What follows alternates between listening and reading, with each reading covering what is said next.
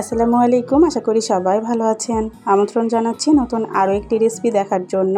আজকে আমি তেলাকুচার শাক রান্না করে দেখাবো। আশা করছি আপনাদের কাছে ভালো লাগবে।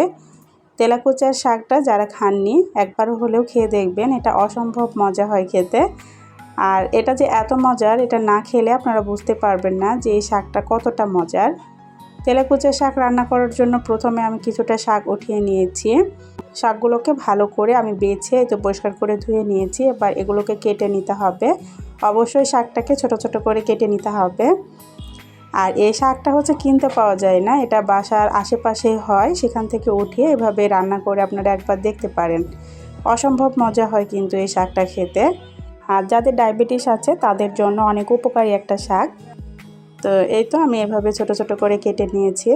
এবার রান্না করে নিব। চুলায় একটা কড়াই বসিয়ে দিয়েছি। এবার এর মধ্যে আমি দিয়ে দিচ্ছি শাকগুলোকে দিয়ে তারপরে সিদ্ধ করে নিতে হবে। তো শাকটাকে দিয়ে আমি এর মধ্যে দিয়ে দিব পেঁয়াজ কুচি আর রসুন কুচি। এরপরে দিয়ে দিব কাঁচামরিচ ফালি, পরিমাণ মতো লবণ দিয়ে দিচ্ছি। এবার ঢাকনা দিয়ে শাকটাকে সিদ্ধ করে নিব।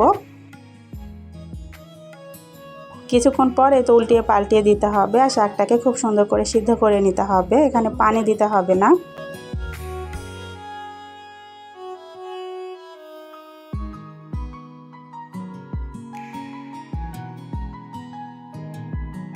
এগুলোকে উল্টিয়ে পাল্টিয়ে দিচ্ছি আর এর ভেতর থেকে যে পানিটা বের হবে এই পানিতেই কিন্তু শাকটা সিদ্ধ হয়ে যাবে। তো শাকটা আমার সিদ্ধ হয়ে গেছে, এটাকে চুলা থেকে নামিয়ে নিয়েছি।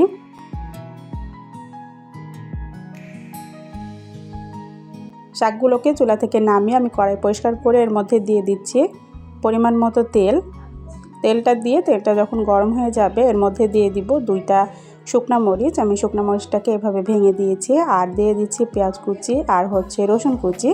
এবার পেঁয়াজ রসুন আর শুকনো মরিচটা লাল করে ভেজে নিব।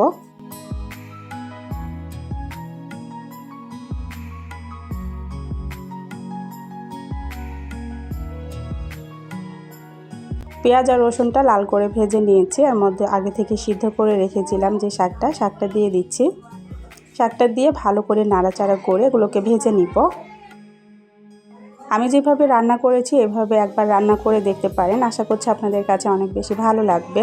এগুলোকে সুন্দর করে নাড়াচাড়া করে ভেজে নিতে হবে। আর যারা কখনো এই তেলাকুচার শাকটা খাননি একবার হলেও খেয়ে দেখবেন, অসম্ভব মজা হয় খেতে।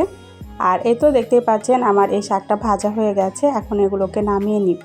তেলাকুচার শাকটা না খেলে আপনারা বুঝতে পারবেন না যে এটা কতটা মজার। আর যাদের ডায়াবেটিস আছে তাদের জন্য অনেক উপকারী একটা শাক। আমার শাক রান্নাটা হয়ে গেছে, তো দেখতেই পাচ্ছেন কতটা লোভনীয় হয়েছে। যারা কখনো এই তেলাকুচার শাকটা খাননি একবার হলেও খেয়ে দেখতে পারেন, এটা অসম্ভব মজার একটা শাক। তো আমি যেভাবে রান্না করেছি এভাবে একবার রান্না করে দেখতে পারেন। আশা করছি আপনাদের কাছে ভালো লাগবে। আশা করছি আজকের এই সহজ রেসিপিটা আপনাদের কাছে ভালো লেগেছে। আর যদি ভালো লেগে থাকে প্লিজ একটা লাইক দিয়ে চ্যানেলটা সাবস্ক্রাইব করে আমার সাথে থেকে যেতে পারেন। আজ এ পর্যন্তই। সবাইকে আল্লাহ হাফেজ।